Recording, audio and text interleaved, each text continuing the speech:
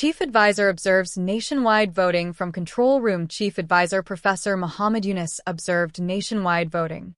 On Thursday, February 12th, he observed nationwide voting from the control room located at the police headquarters. Home Affairs Advisor MD Jahangir Chowdhury and Inspector General of Bangladesh Police, IGP, Baharul were present at the time.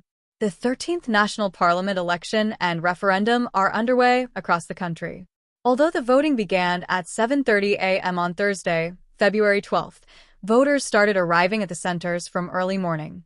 Voters will vote in 299 parliamentary constituencies across the country until 4:30 p.m. Voting is being held at a total of 42,779 polling stations across the country. There will be 247,482 polling stations in these centers. A total of 50 political parties are participating in this year's election. Read more. Halfway through the voting period, how is the election going? A total of 2,028 candidates are contesting in this election. Of these, 1,755 are political party candidates and 273 are independent candidates. 83 are female candidates, 63 are party candidates, and 20 are independent. This time, 127,711,893 voters from 299 constituencies in the country will exercise their voting rights in the national elections and referendum. Among them, 64,825,361 are male voters, 62,885,200 are female voters, and 1,232 are transgender. Read more. More than 70% of votes will be cast. Tahir, the EC, has cancelled the election in Sherpur, 3 constituency, due to the death of the Jamaat-e-Islami candidate. For this reason, elections are being held simultaneously in 299 parliamentary constituencies, except this constituency. Chief Advisor observes nationwide voting from control room. From behind a wall of glowing monitors and live data feeds, Chief Advisor Professor Muhammad Yunus watched democracy unfold in real time. On Thursday morning, February 12th, as the first rays of sunlight stretched across the country, voters were already forming lines outside polling centers.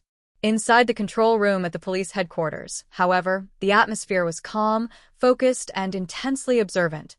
It was from here that Professor Yunus monitored the nationwide voting for the 13th National Parliament election and referendum. By his side stood Home Affairs Advisor MD Jahangir Chowdhury and Inspector General of Bangladesh Police, IGP, Baharul.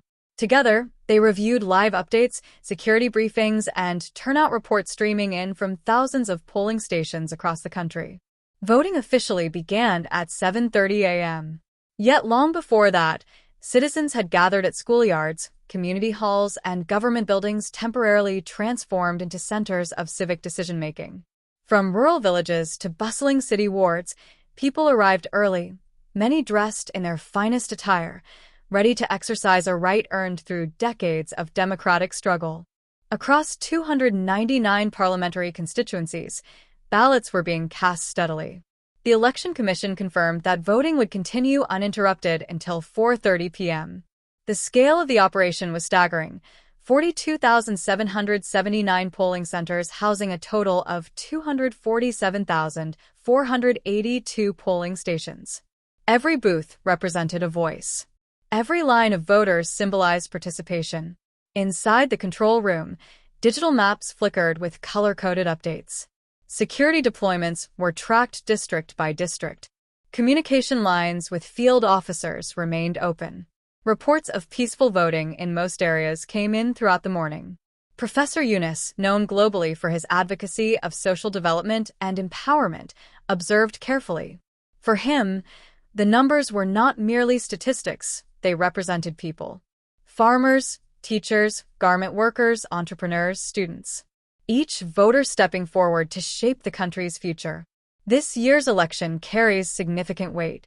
A total of 2,028 candidates are contesting, 1,755 representing political parties and 273 running as independents. Among them are 83 female candidates, including 63 nominated by parties and 20 independent contenders. Their presence marks continued, though still evolving, progress in political inclusion. 50 political parties are participating in the election, offering voters a wide spectrum of choices. Campaigns over recent months filled streets with banners, loudspeakers, debates, and discussions about economic reform, governance, youth employment, and national stability.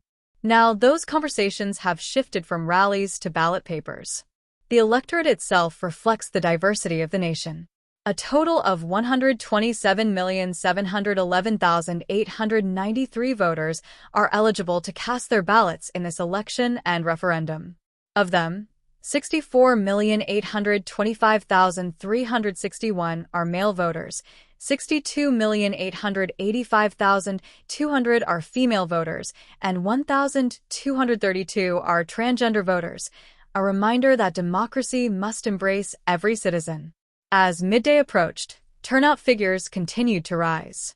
Election officials reported steady participation in both urban and rural constituencies. Analysts predicted that more than 70% of votes could ultimately be cast, signaling strong public engagement. However, not every constituency is voting today. The Election Commission canceled the election in Sherpur 3 following the death of a Jamaat Islami candidate. As a result, voting is being conducted simultaneously in 299 constituencies, excluding that seat.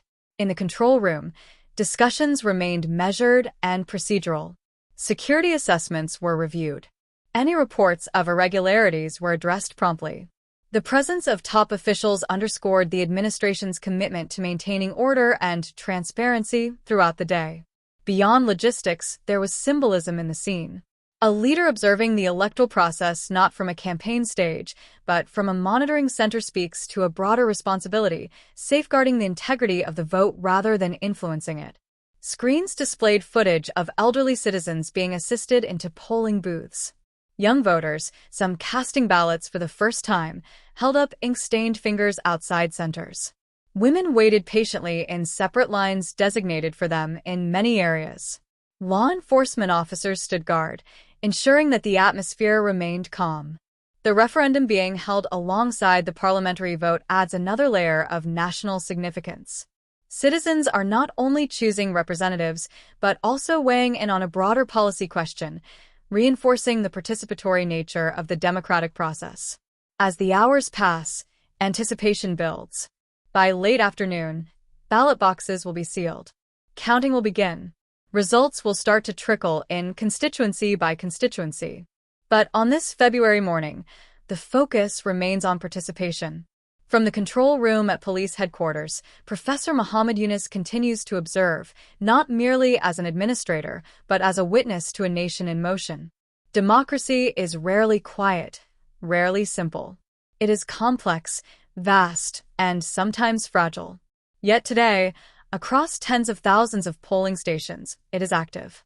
In classrooms converted into voting booths and under temporary canopies erected in open fields, citizens are making their choices.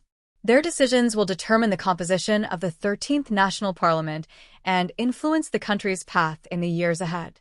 And from a room filled with screens, data streams, and constant communication, the chief advisor watches closely, ensuring that every vote cast moves safely from ballot box to official record.